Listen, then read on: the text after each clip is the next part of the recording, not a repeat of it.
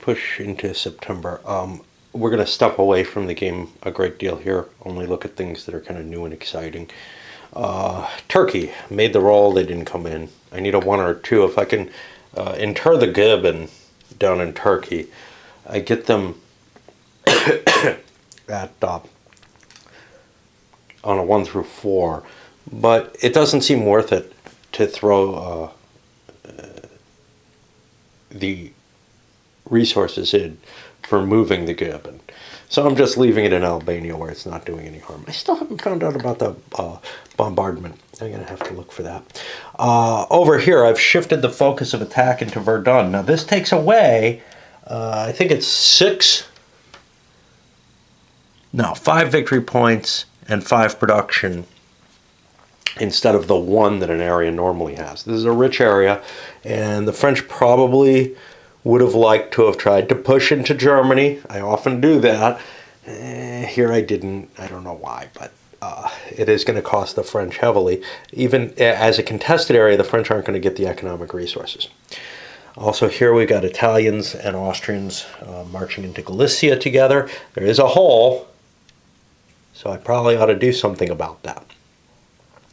Unfortunately, there's something that I can do. I could do a 1-to-1 attack on Warsaw here, shift this up. I just don't have the troops everywhere to cover the East Front. That is a slight edge for the Russians at this point, where they can actually maybe slip into Silesia or something as they get an extra troop into play. We'll see. You know, I can't make this attack. Yeah, I can't do this. The reason is I gotta move them there. And I could actually launch it into Kielce. I'll do the 1-to-1 on Warsaw. I think I can afford that at this point, just to gain ground. Because Warsaw is worth 5 points, and that's going to hurt the Russians a good deal. The reason I can't do that is I can't leave that open to Austria. I'd lose a big hunk of my resources if I do that. Massive Italian-Austrian combined attacks. We want to get Serbia out of the way, then we can roll against Russia. I guess I'll make the rolls for the attacks that I must make. I don't think I'm making any that I don't have to make. I didn't build any troops here. This is another 4-to-1 here. Okay, I get a 3-2R, which means the Germans have to pay 3. 1, 2, 3. And the French will pay their 2, and they've been booted out of Verdun, which means the resources there are German if the French can't launch an attack there. And that's kind of the interesting thing. As you push people out, you get a better grip, and your economy can actually succeed. A lot of World War I games don't really cover the idea of captured territory being valuable, which would make sense, to tell you the truth. To me, anything that's been fought over is probably completely valueless. But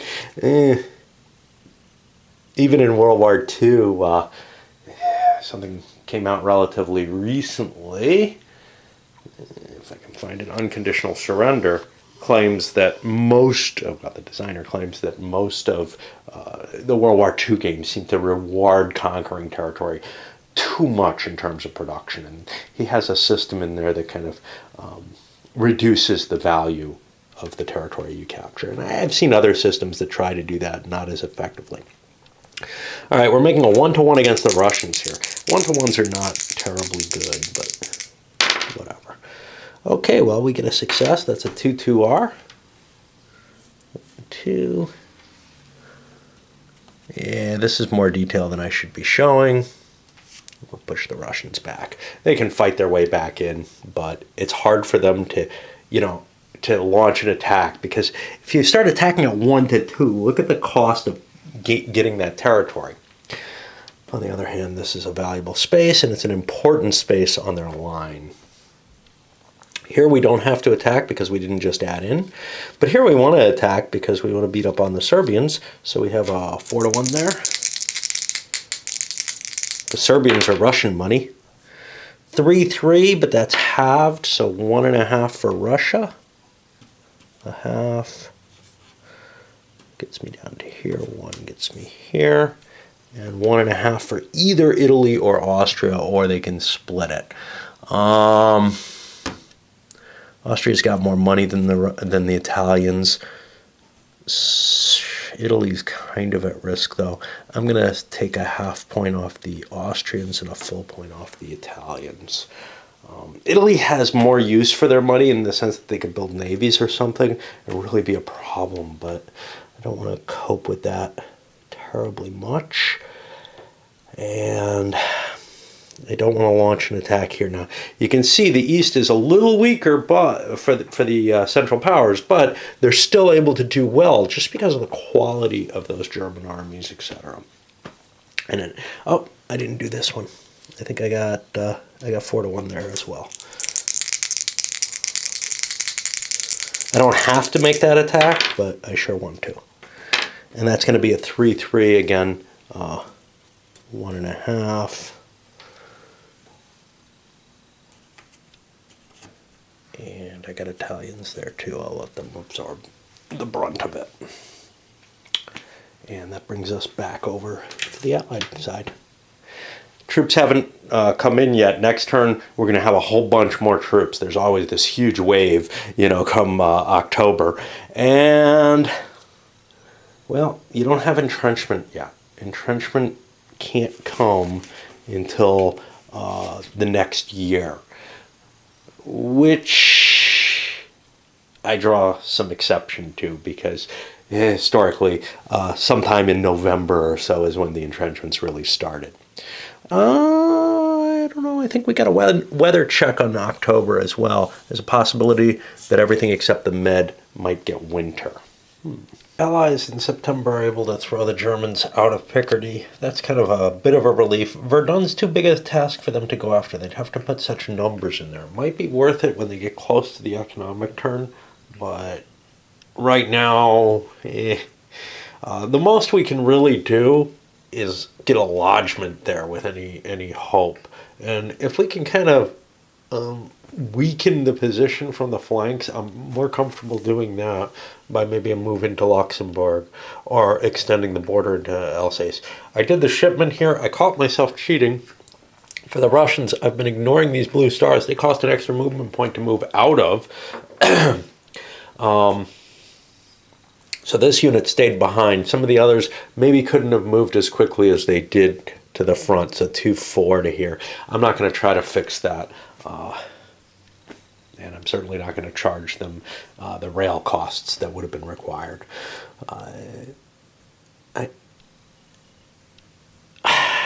I'm tempted to push into Warsaw to take the points away from the Germans while I can, because, see, there's a bunch more troops coming in really shortly.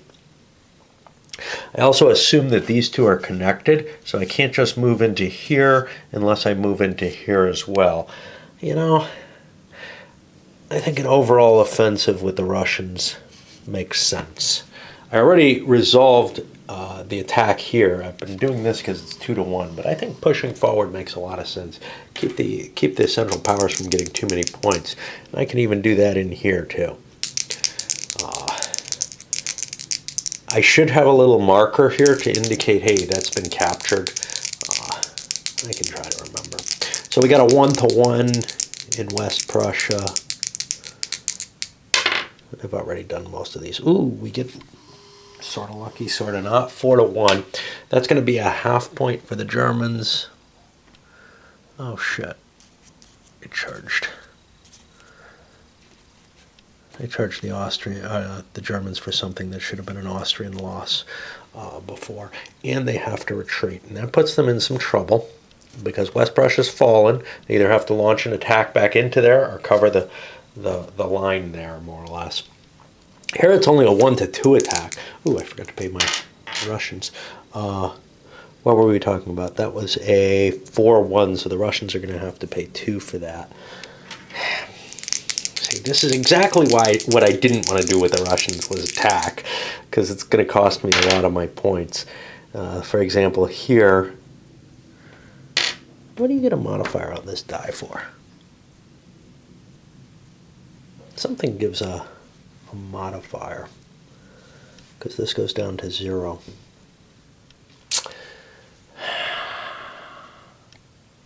I think it's probably assaults against entrenched units. So 1 to 2, that's a 4 to 2, but we lodged ourselves into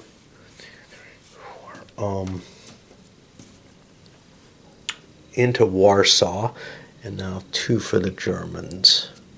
And I'll look up that, as well as the bombardment at some point, I guess. A 1 to 1. You can see the Russian points are dropping fast. This is why I didn't want to fight.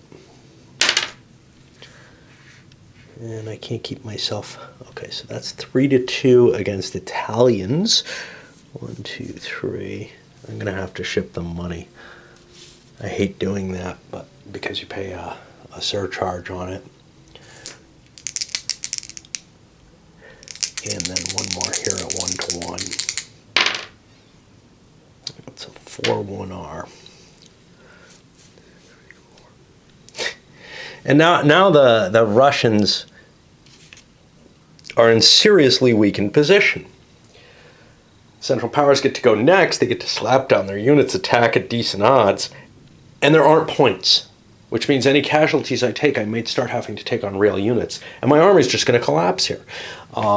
This was the mistake of moving forward with my defense. You can't do an offensive across the board with the Russians in this game, but I got so tempted into it. This is going to be a quick one, I think. I looked up the bombardment rolls. Not a lot there. You can knock out ports temporarily so that the enemy can't use them. Spending resource points on knocking out a port, wow, unless there's only one on a major zone where the entire fleet is based, that doesn't make any sense. It's nothing equivalent to, although that's probably a good thing, some type of representation of the bombing raids that historically the Germans did. It doesn't have any effect on the economy, essentially. It doesn't have any effect on the national will. There is no national will in this game, though, other than as represented in the economy. If you tried to represent something like that, it would either be still just as pointless as spending points to knock out a port, or it would be perhaps economically the best thing you could do, and therefore you would spend all your time doing that. The other thing I looked up was that die roll, and yes, I'm right. Entrenched units defending cause a -1 to the combat die roll for every single attack other than attrition attacks that's performed against them. Which means that the game shifts to all attrition once people entrench. There's a lot of reasons for that anyway, but it's yet another reason for it. But it takes away from the tank infiltration and the mobile army attacks as well, which is important because the guy who's on the defensive, if he doesn't start mobilizing his army for an attack, isn't going to be able to do it. One thing I haven't seen in my play of the game is people turning their armies, keeping a mobile reserve to fight with, just because the attrition attacks and the economic scale of warfare is so much more important. I think the game was designed with the idea in mind of non-entrenched units attacking entrenched units. But, man, the payoff is just not good enough, so you're not going to see those massive assaults in this game. The real, front, focus of the front type assaults.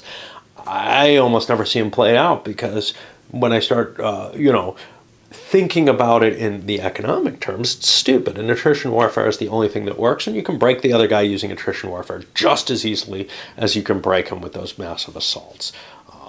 Whether or not that was the intent, I don't know, but we'll see as that goes forward. So that's going to put us into October. Here in October, because the Central Powers have the initiative, it's very that has a significant effect on the game at this point, just because there's this huge influx of reinforcements coming at this point. There's a bunch of Entente reinforcements ready to come, but this is the turn where I can kind of break the line. I'm still not going to buy more reinforcements yet because I can get the economic improvement if I can avoid mobilizing my whole force. That's one of the little tricks. But if I can punch my way into Champagne or maybe Belfort, who knows how valuable that is. So I've put the majority of the German troops here. The Italians, they're going to be a pain in the ass, you know. They're slow to move forward, but I've got enough forces in the East Front to conduct what I need to be doing, I think, I hope. Midway through the combats, bad things are happening, so the Germans managed to push the French back here. Great. Success here. This attack, though, I've ended up with... I take 3 hits, which I'm going to take on the Italians because I need their points less than I need the Germans, but 1 for the Russians. Now, the Russians don't have 1 left. They're down to a half. This isn't my turn with the Russians, so this is a lost unit, and you're going to start seeing the whole line caving here. Their numbers are just collapsing the entire Russian front. Krakow is gone. Obviously, Warsaw is gone. Over here, the Serbs have been destroyed. Like I said, it's a pretty easy job to remove them. They're going to throw 1 last force here. They don't have anywhere to grab supply from if they just stay to this 1 space, so that's going to be problematic. We may need to try to do an amphibious action to try to save them, or just write them off. With the Italians in the war, it's going to be really tough. That extra strength is huge. It really is. And all the optional pre-entry things and stuff are things which kind of help the Central Powers along. So the core case of the game is actually fairly balanced, but if you start throwing some of those options in, you're really going to potentially unbalance the game heavily. I didn't want to make low odds attacks with the Austrians because I've still got a couple of months left to, you know, finish off the Russian army. It's gone right now, and we're just going to advance as fast as we can into Russian territory and grab as much of it as we can, killing off units. See here, a couple of Serbs in the dead pile now, a couple of Russian full armies there. How terrible is that? Well, it really isn't that bad in terms of manpower. They've got a lot of Russian armies. Serbia's knocked out of the game. But in terms of manpower, it's not bad for the Russians. In terms of the territory they're going to lose and the economic value and the fact that they're never going to recover from this first loss. And here's the thing. Even if the Russians didn't attack, this would still pretty much happen. The fact that the Central Powers have enough military points with the Italians to make it easier is just going to speed up the process. This probably wouldn't happen in the first few months of the war. It would probably happen sometime during the 2nd year, where the Russian front just collapses completely. And there's nothing you can do about it in this game. There really is nothing you can do about it. The attack by the Russians, the larger number of troops available to face them, that made it worse, but it just made the process a little faster. What's kind of weird here is the Germans left Picardy empty. They could have sent forces in there for a low odds attack, but they're not really rich in points. They only have 10 points left. If they do something like that, they're risking having the same kind of collapse on their side. In fact, it could still happen.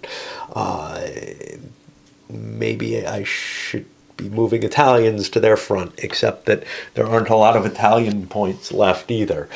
So there's some possibility that the Western Allies, especially the Brits with their huge amount of points, are going to be able to turn this against the Germans and wreck their army at the same time. Which is, of course, the cost of pursuing all these attacks in the East Front, is that you may not have enough to hold out in the West. But notably, by not attacking here, I leave Verdun and I leave Luxembourg open for attack. So the front line is going to be all of those, not just what the Germans have advanced into. Champagne, though, may not be part of the front line. That would be really dangerous if that's the case, because that opens all of France up. So I almost have to launch a low odds attack against this huge stack to prevent Paris from falling, and that's going to weaken the Allied capabilities significantly. Speaking of which, it's on the Allied turn now. I've laid out the Russian reinforcements I'm going to have to do, and I hate doing this because the game is overall one of economy versus economy, but if I throw some points into the Russians, I think I can help them out. It's going to cost 1-1 if Gallipoli, Constantinople, Scutari, and Bursa are neither neutral nor controlled by the Allies. Now at this point, the Turks aren't in it, which means I can ship through the Black Sea. So I only have to pay the normal 50% increase in terms of the cost. Now this is going to cost against Britain's total. Britain has 33 bucks, so they could give 16. But for every point they actually deliver, a half point is taken off, and that comes out of that 16 that they can give. So if I spend 15, I can give 10 points to the Russians, and it's not enough to save them. Can I give some French points? Look, I need points to be able to fight this war. I don't want the Western Front collapsing either, and this is why I don't want to spend the money, and I usually don't in this game, but I'm going to try to keep the East Front a little bit more solid than it usually is. It's just so damn expensive to conduct the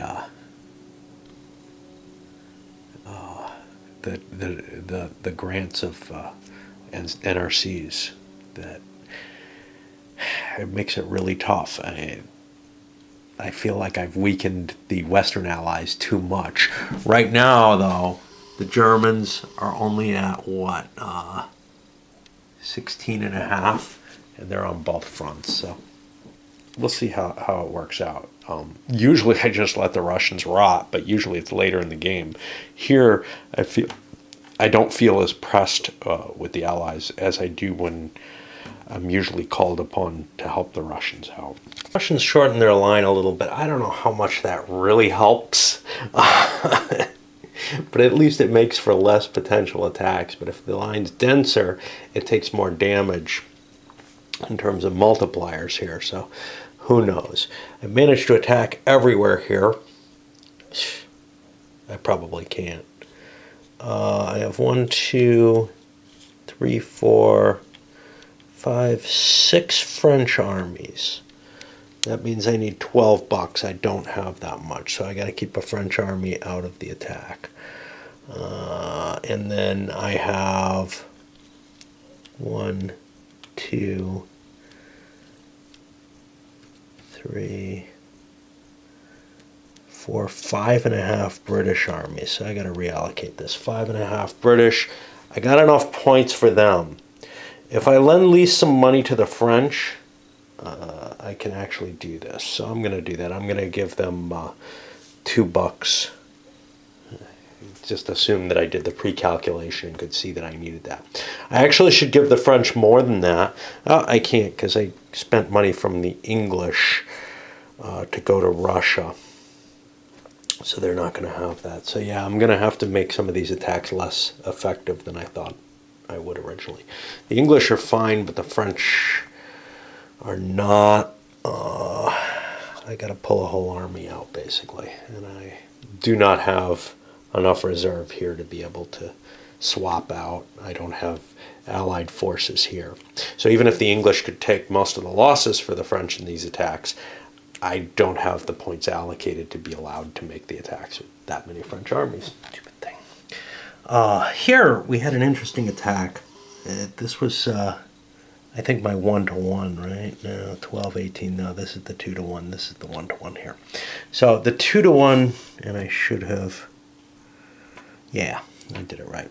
It was a 3-3R. Since I only have one German army, that's fine. But the Germans can't retreat. They have nowhere they're allowed to retreat. They can't go into Picardy. It's not their control. So Westphalia would be the only place they're allowed to retreat to. And that's across, or Lorraine, and that's across an operational boundary. They could retreat into the Netherlands if they chose, but they don't have to. So they took double losses to hold their position. They don't have an option. They can't just do that when they wish. But in this particular case, because they don't have a legitimate retreat, they can do it. Generally, you'd want to, because it would suck to lose this. They'd have no supply here and would have to try to cut through the Netherlands afterwards. So forced the Germans to retreat here. The charts are being very, very friendly to the Allies. This was another one-to-one attack, but with a lot of units. And I rolled something not very good. I think I rolled this 3-1, which means there's 4 German armies, 2, 3 more Allied armies, which means the Allies are going to lose 12 points, and the Germans only lose 4. The Germans are quite far down. They're down to 5.5 points left. And they still have 2 more months to play through here. So their army is going to be stopped. But 12 points for the Allies, that's going to be a good chunk of our remaining points. So let's say, let's get rid of 5 here to begin with. 5, 9, 10, 11, 12, because I have French. I'll take another British point. I have 12 points of British. I think you're actually limited to... No, you're not. That's the other game. Okay, so... yeah, you might be limited to the number of strength points that you have here. I'm trying to remember where I got that from in terms of casualties.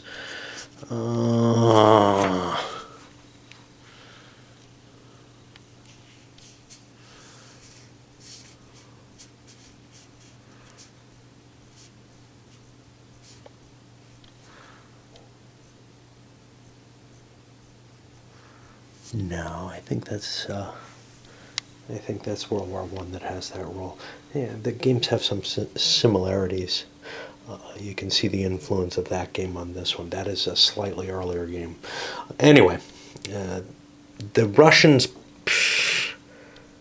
don't really want to attack. Austria has greater economic hold than they do, and we've got to worry about the Italians as well.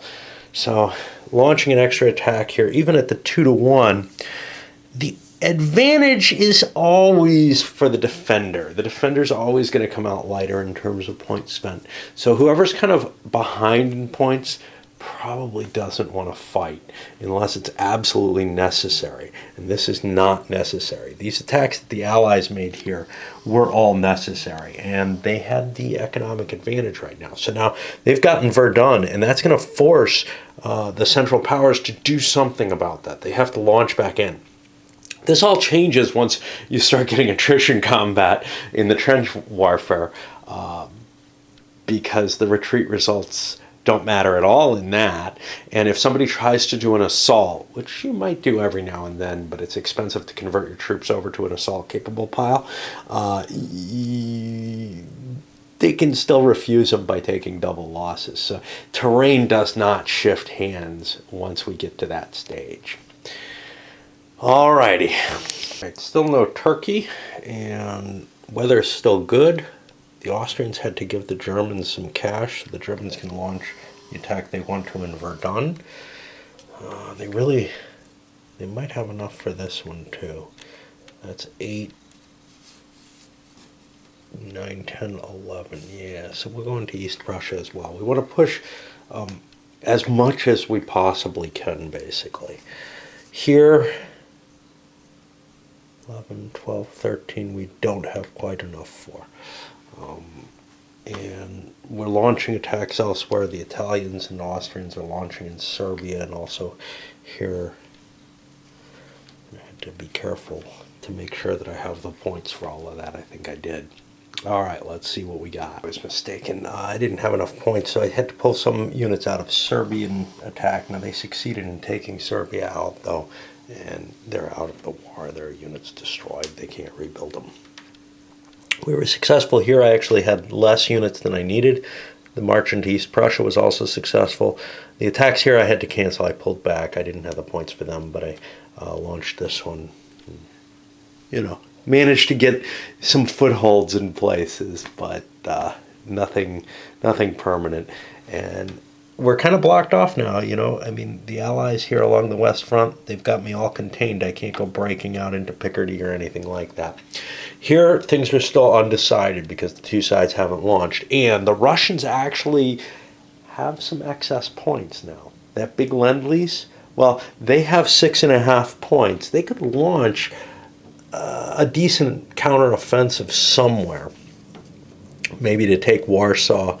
Although with 14 points there, that's going to take a big amount of their forces. So I don't know if they really can afford it without stretching their lines too thin. It would be kind of cool. This would be an exceptionally good location to attack, but again, there's like 18 strength points there because that's one of the places that I had attacks going in from and couldn't really hit. So, you know, the payoff for those attacks doesn't look terribly valuable right now.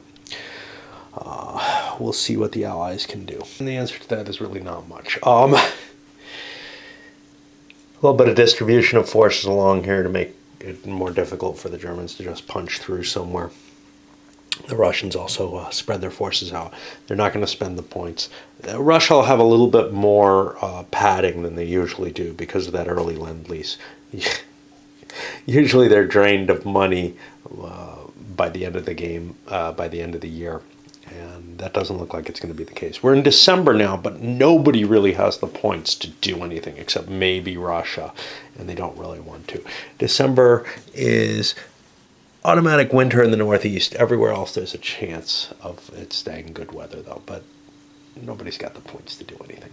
Much happened in the December turn, although the Russians did launch an attack here in Warsaw, and they actually took it at high cost, however. It's probably worth it. They, let me think, 3. They spent 6. They're going to get 5 more production for having Warsaw. This is, I should probably annotate this by putting them here. You have to withdraw together, I think. A little sense that makes. This could be a problem. Well, yeah, I don't want to be there. I want to make sure that I'm more in the way in Brandenburg because it's going to be tough to get out of Warsaw. That'll be 1, 2, 3, 4, 1, 2, 3, 4. So Brandenburg itself can't be just taken, which would be a heavy blow. At this point, we're at the end of really what the first scenario would be. We could quickly take a look at what kind of victory conditions we've met there, although we haven't really been trying to accomplish them.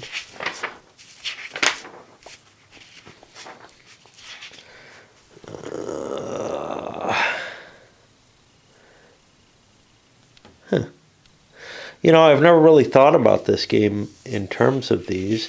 I think what we do is we add up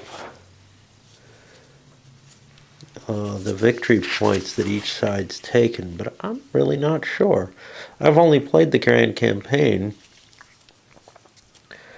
so I guess I'll forego trying to see how you win this sucker. Now we're at the point where economic interphase takes place. It happens pretty much every 6 months. The actual scenarios, situations, some of them are twice as long. Some of them are a year long. So for, let's see if we can find one. The attrition one is a year long, but you still play it every 6 months when you're playing within the Grand Campaign. So you don't actually play out each scenario following the other. So I'll come back and show you how that kind of works in a moment. I found the victory conditions. They're tucked in back where we're going to hit the campaign game. So I'll start touching on these. So strategic victory is if you knock a major power out of play. Now, what's interesting here is that the system for victory determination doesn't change from scenario to scenario. So if one side is poised to be on an effective offensive, they're going to likely win that scenario. And there's no attempt to balance or anything here. So the points are going to be based on getting control of territories, their economic victory point value, which is the same, and destruction, permanent destruction of armies.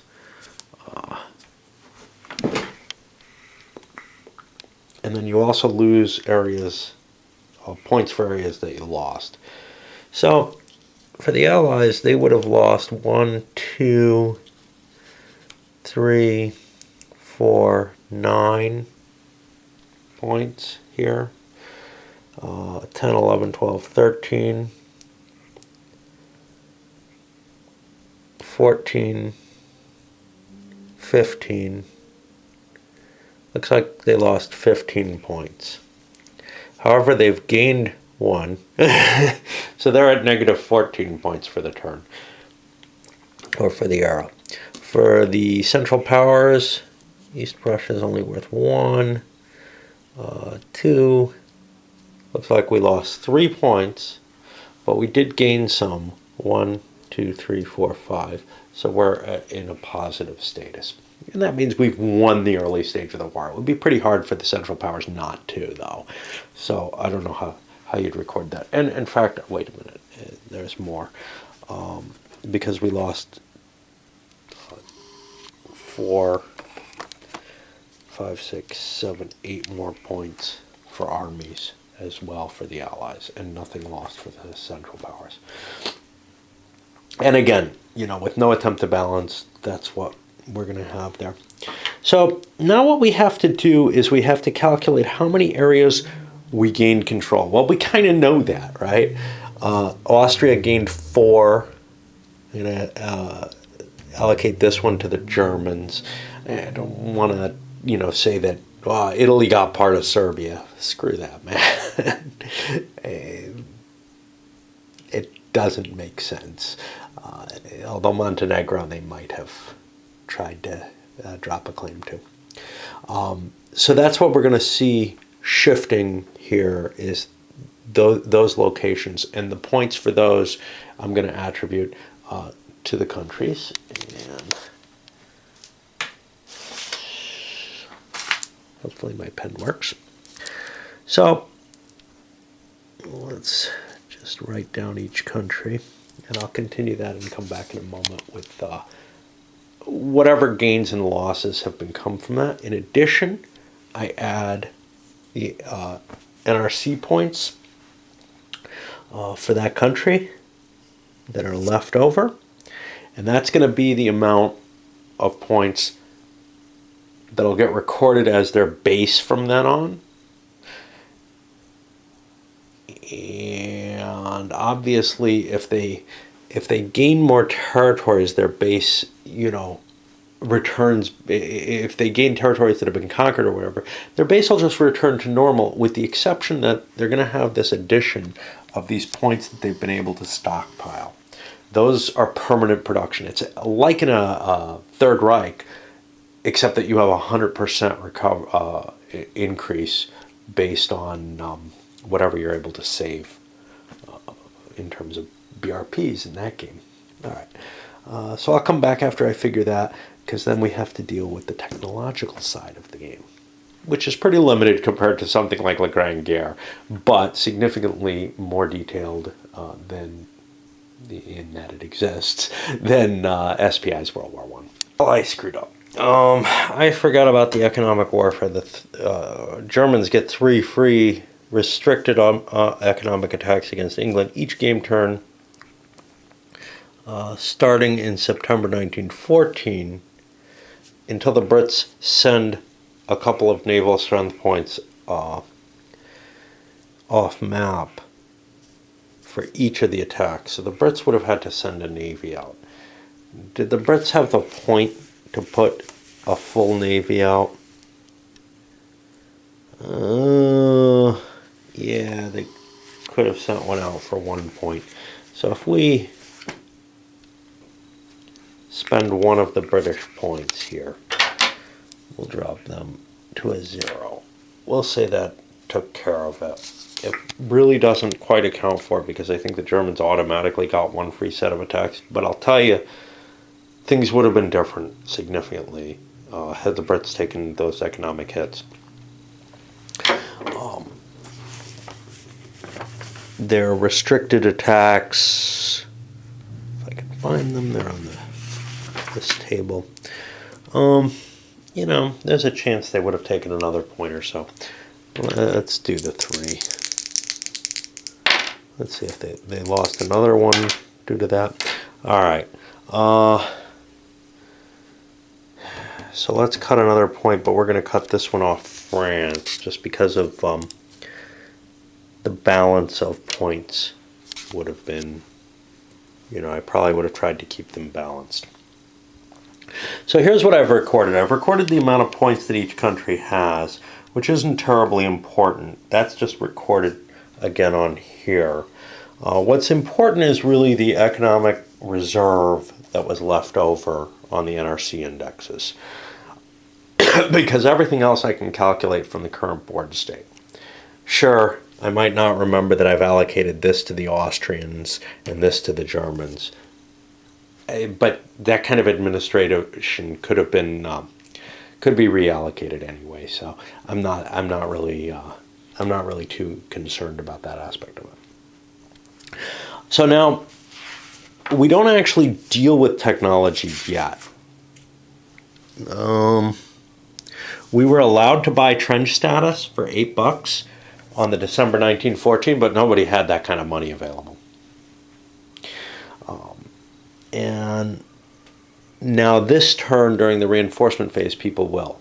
What's important at this point is to add up the amount of points that we have on each side. So 20, 50, 100, and some odd versus 60, 70, 80, and some odd. I may have to, that's close enough. I want to add them up. Okay, so what do we have? 50, 100 there. I think the Central Powers keep things. And this is only because they have Italy. Otherwise, they would almost always lose initiative here. 5.5 and 6 is 11.5.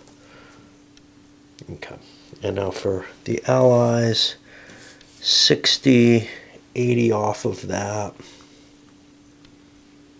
And another 3, 7.5, we get 9.5 more.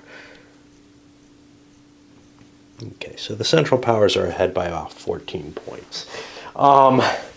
As you can see, that would have switched, and the Entente would have the first move here. Now, if we compare it here, I bet you Central Powers goes first. Nope, Allies have the initiative in the stalemate situation anyway. Let's take a look at the points. 64 for Germany is what, historically they would have allocated. Well, we have 53.5. Austria, 33. Our Austrians came out ahead because they took Serbia and they lost less territory to the Russians. That's because of the Italians being in. Italy, whoa, what's this growth? Well, that's the growth of them not being in the war and gearing up for a wartime footing. They don't get that because they kicked in so early. France, 25. Well, that's about on par. Britain, 49. They didn't quite make that.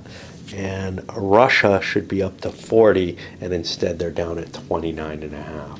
And much of that sounds about right. The Russians always are too hard pressed, even in this first turn, and everybody is. This economic system doesn't model what comes out over the course of the war. But then again, neither does La Grande Guerre. Okay, I'm going to load this one up. It's a little shorter, but I think ending it at the end of the year is particularly apt.